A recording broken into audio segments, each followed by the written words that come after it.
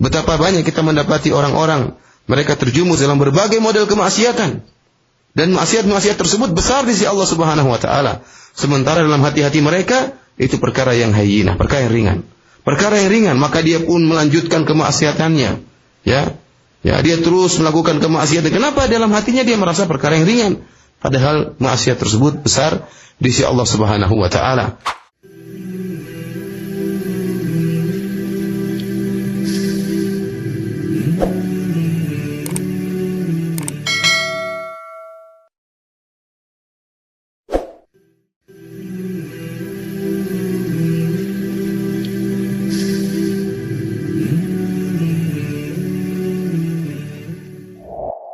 بسم الله الرحمن الرحيم. الحمد لله رب العالمين، وأشهد أن لا إله إلا الله وحده لا شريك له، وأشهد أن محمدا عبده ورسوله صلى الله وسلم عليه وعلى آله وأصحابه أجمعين. أما بعد، أيها الإخوة المستمعون الكرام، نحن في باب جديد من أبواب رياض الصالحين للإمام النووي رحمه الله تعالى، وهو باب الورع وترك الشبهات. والمراد بالورع أي تجنب الأمور التي فيها إثم وفيها حرمة ويترتب عليها عقوبة في الآخرة. وترك الشبهات أي تجنبها والبعد عنها، لأن من وقع في الشبهات وقع في الحرام، كما سيأتي في حديث النعمان بن بشير رضي الله عنهما.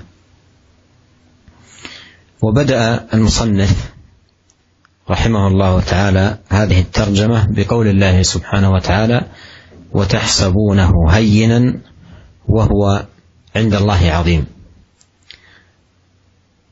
والمراد بذلك في قوله تحسبونه هينا أي ما يتعلق بحادثة الإفك وما رميت به أم المؤمنين رضي الله عنها. قال الله تعالى: إذ تلقونه بألسنتكم أي يلقيه بعضكم إلى بعض، وهو قول باطل، وتقولون بأفواهكم ما ليس لكم به علم، أي تتكلمون بأمر لا علم لكم به. وتحسبونه هينا وهو عند الله عظيم. وقوله وتحسبونه هينا أي أن بعض المؤمنين أقدموا عليه لكن تابوا من ذلك وتطهروا من ذلك. وهذا فيه أن بعض الآثام قد يقع فيها الإنسان ويظنها أمرا هينا، وهذا يفيدنا أن باب الورع يقتضي من العبد ألا يستهين بإثم وألا يتهاون في هذا الباب، بل يأخذ نفسه مأخذ الحزم بإبعاد نفسه عن الأمور المتشابهة والتي هي أيضا محرمة لكن قد يستهين بها بعض الناس. واحذر أن تقول هذا هين وهذا سهل وتفتح على نفسك أبوابا من الإثم خطيرة. وتذكر قول الله تعالى: وتحسبونه هينا. وحقيقة أيها الأخوة الكرام، كم وقع أناس في دروب من الآثام عظيمة وعقوبتها عند الله كبيرة وهم في أنفسهم يظنونها هينة، وأن لا يترتب عليها عقوبات عظيمة. فإذا من الخطورة بمكان أن يحسب المرء ما ليس بهين هينا فيتمادى في الخطأ ويقع في الإثم وهو لا يزال يظنه لم يفعل شيئا يستحق عليه العقوبة. Bismillahirrahmanirrahim. Alhamdulillah, segala puji dan syukur kita panjatkan ke hadirat Allah Subhanahu wa taala. Salawat dan salam semoga senantiasa tercurahkan kepada suri teladan kita, junjungan kita Nabi Muhammad sallallahu alaihi wasallam dan juga keluarganya serta seluruh sahabat beliau tanpa terkecuali. Para pendengar dan para pemirsa yang dirahmati oleh Allah Subhanahu wa taala, kita sekarang masuk pada bab yang baru dari kitab Riyadhus Shalihin, yaitu bab tentang al-wara' wa tarkus syubhat. Bab tentang sikap wara' dan meninggalkan perkara-perkara yang syubhat. Yang dimaksud dengan wara' yaitu seorang meninggalkan perkara-perkara yang dalam perkara-perkara tersebut jika dilakukan akan mendatangkan dosa, atau perkara-perkara tersebut adalah perkara-perkara yang haram. Barang siapa yang melakukannya, ya, maka akan mengakibatkan atau mendatangkan hukuman di akhirat kelak. Sikap wara' adalah meninggalkan segala perkara-perkara tersebut yang mengandung dosa atau keharaman yang bisa mendatangkan siksaan di akhirat kelak. Adapun tarku syubhat, meninggalkan syubhat, ya, yaitu meninggalkan segala perkara yang meragukan, yang syubhat, yang rancu hukumnya. Karena sebagaimana yang disebutkan oleh Nabi sallallahu alaihi wasallam, barang siapa yang terjerumus dalam syubhat, dia akan terjerumus dalam perkara-perkara yang haram. Sebagaimana disebutkan dalam hadis Nabi sallallahu alaihi wasallam yang diriwayatkan oleh Nu'man bin Bashir radhiyallahu ta'ala anhu, yang akan datang nanti akan kita baca bersama. Para pemirsa yang dirahmati oleh Allah Subhanahu wa taala, Al-Imam Nawawi rahimahullah membuka bab ini, bab al-wara' dan meninggalkan syubhat-syubhat, dengan firman Allah Subhanahu wa taala dari surat An-Nur, di mana Allah Subhanahu wa taala berfirman, "Wa tahsabunahu hayyinan wa huwa 'indallahi 'azim." Kalian menyangka perkara ini perkara yang ringan, padahal di sisi Allah dia merupakan perkara yang besar. Ya.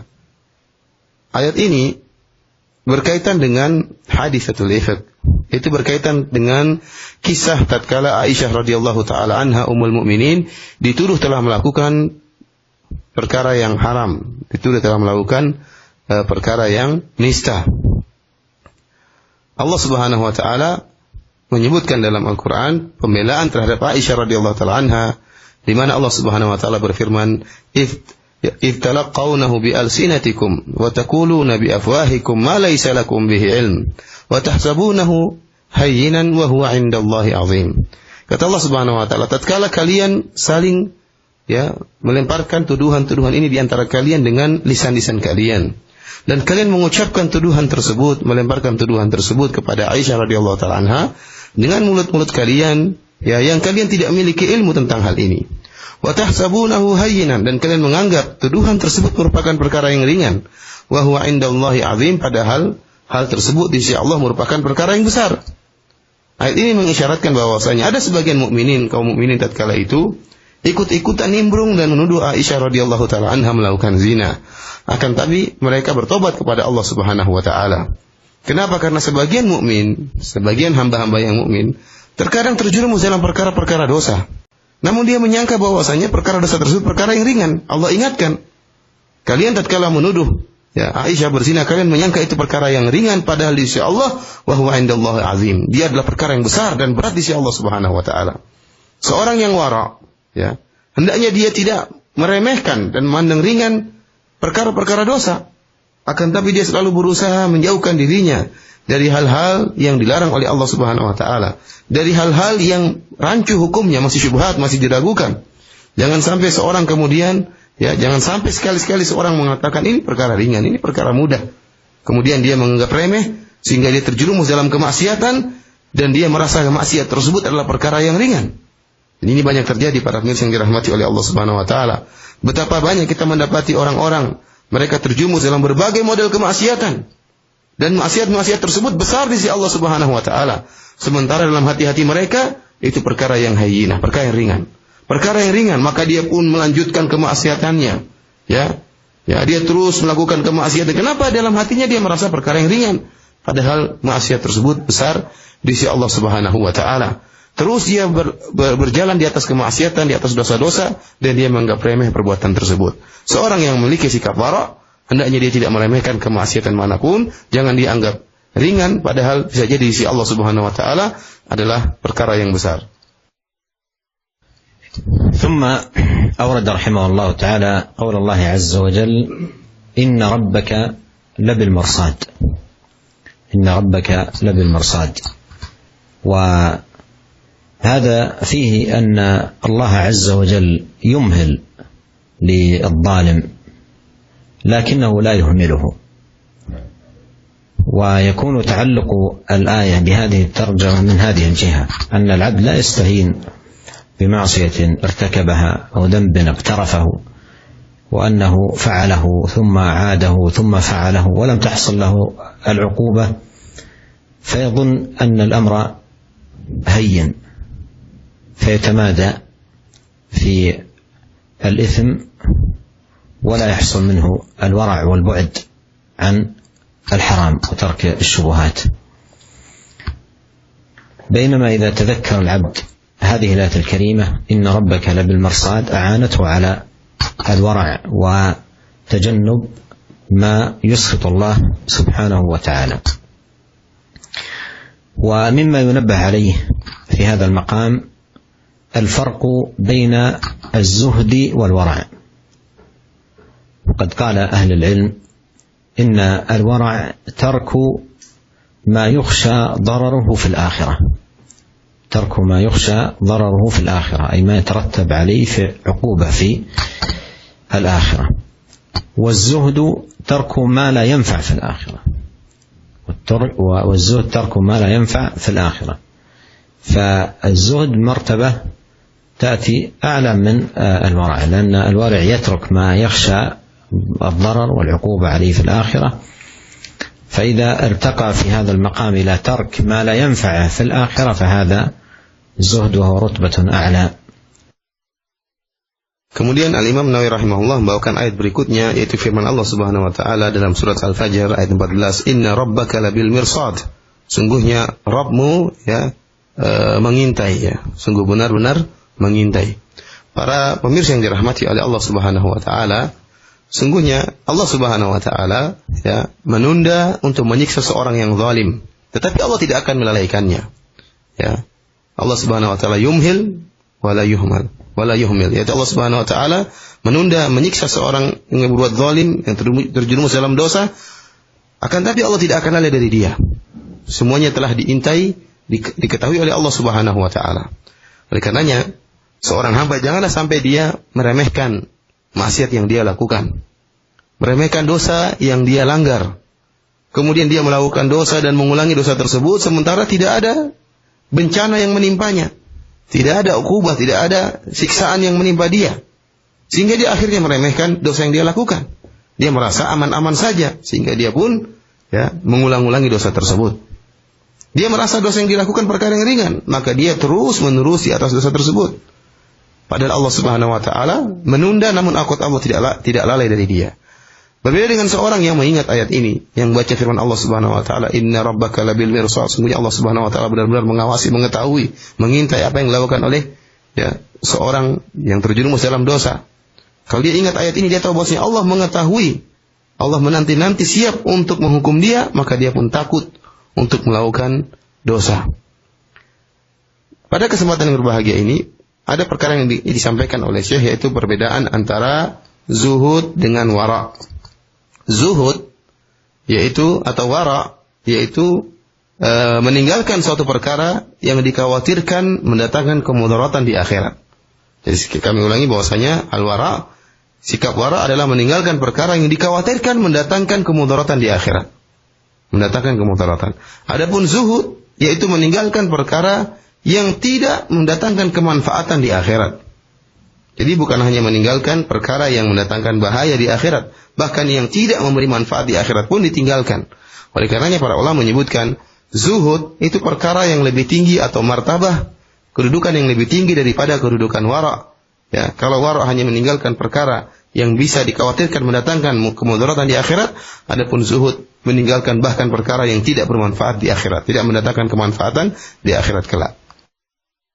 وأيضا أمر آخر ذكره العلماء رحمهم الله تعالى يفيد في بيان وجه إيراد النووي رحمه الله لهذه الآية إن ربك لبالمرصاد في باب الورع وترك الشبهات، ألا وهو أن العلماء قالوا إن الخوف من الله سبحانه وتعالى يثمر الورع، الخوف من الله سبحانه وتعالى يثمر الورع.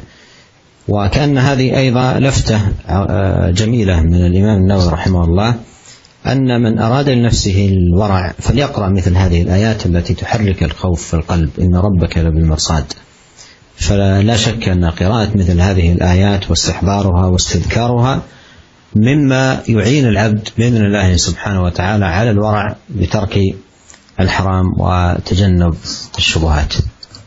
Para ulama juga menyebutkan tentang kenapa Imam Nawawi rahimahullah menyebutkan ayat ini, inna rabbaka labil mirsad, sungguhnya Rabbmu benar-benar mengintai, ya.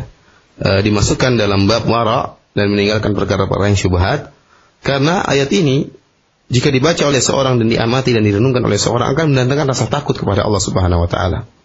Dan seorang yang takut kepada Allah Subhanahu wa taala, ya, akan menumbuhkan dalam dirinya rasa wara, ya, rasa sifat wara.